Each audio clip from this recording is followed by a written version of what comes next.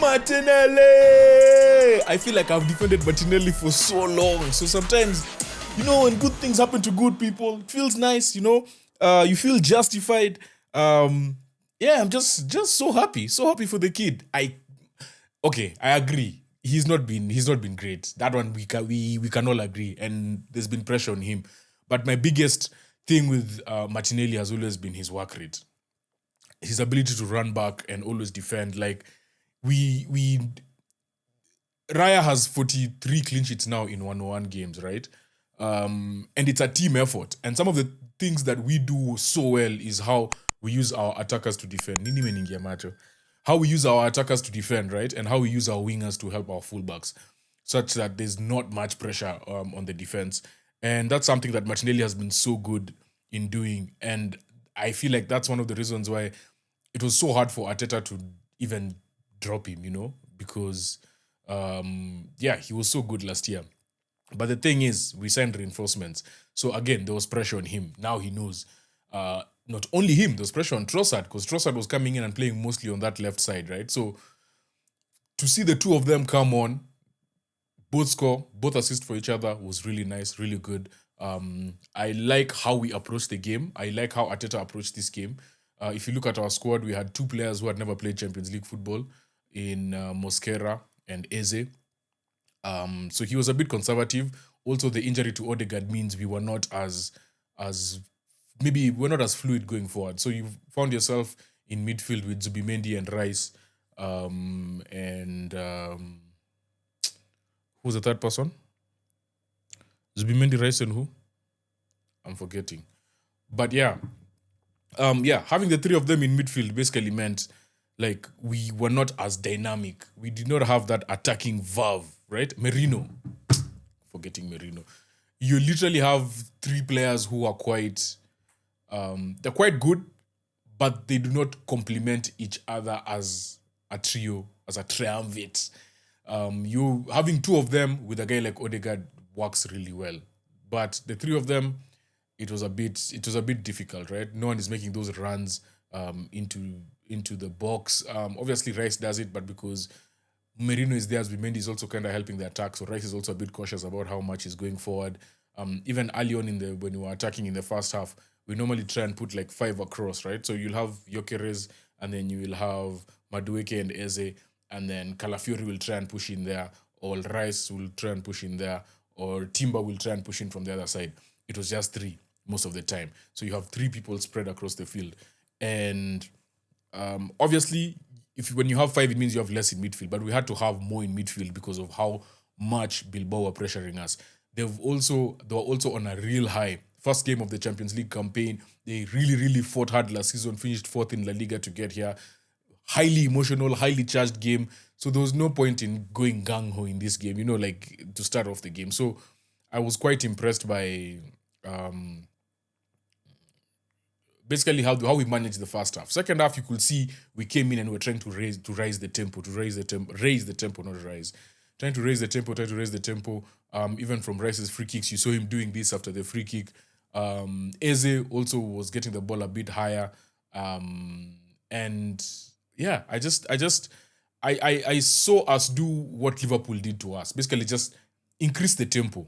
Passes coming quicker, and more progressive passing. Zubimendi, the tempo creator.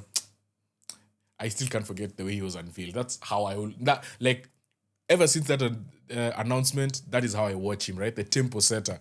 First half, a lot of his passes were, if that pass was not on, he gives it back. The other thing I think I've seen about Zubimendi that sometimes is just scary is, when he gets that ball from the keeper straight to him, or he gets the ball and he's like in the middle of the centre backs. So everyone is used to it. If you're right-footed, you can do that like a right foot pass. Like today, he made one outside left foot pass between 2 guys pressing. And I'm like, dude, you're doing that in your own half and you're like the last man. And it was such an accurate pass. Like the attackers who are defending from the front it was Williams and I forget the other person. Was it Berenguer? I can't remember. Just couldn't get to the ball. So that boy is a tempo setter. That boy is good at what he does. Obviously, the subs in the second half changed everything.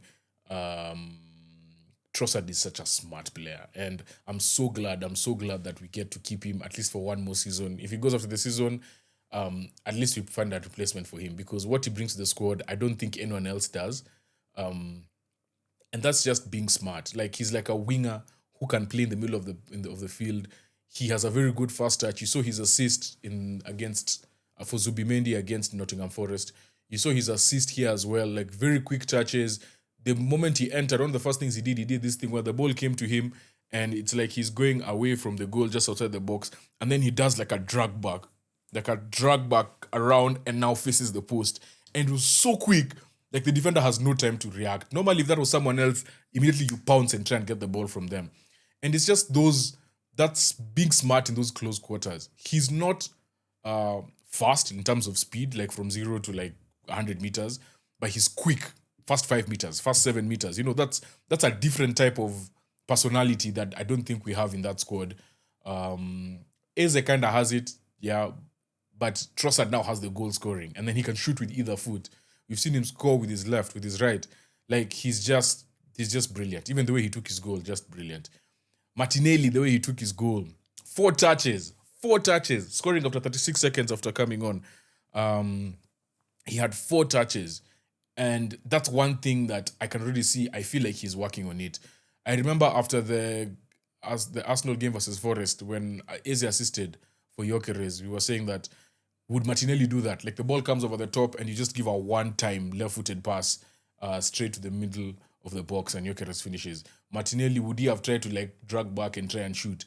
I think if he tried the left one, we'd be surprised. I'm not saying he's not capable of it, but I feel like all of us would assume he'd try and take a touch and then take another one and try and shoot, or try and pass it a bit too late. But today he was so decisive. And I feel like that's something he's working on, because after he heads the ball, it's like the ball goes back. That touch to bring the ball from here to here I don't think I've seen him be as confident in trying to make that touch, right? So, small things. Again, it's small things. Every day is about improvement. Let's see. I really want to see him in the course of the season, because I have seen bits of that this season. I watched his 2 games for Brazil. No, he played 1. I watched his 1 game for Brazil. He was benched for the other because they played in Bolivia. And I was just, yeah, man, like, you can see he's someone who's working really hard. His confidence is just not back. So even when he scored today, the fact that Calafiori was just pointing at him while carrying him, really, really nice. So yeah, good win. Start off the campaign with 3 points. And we move to the next one. I've seen Tottenham already scored. So, yeah, let's get into it. Champions League is back, baby!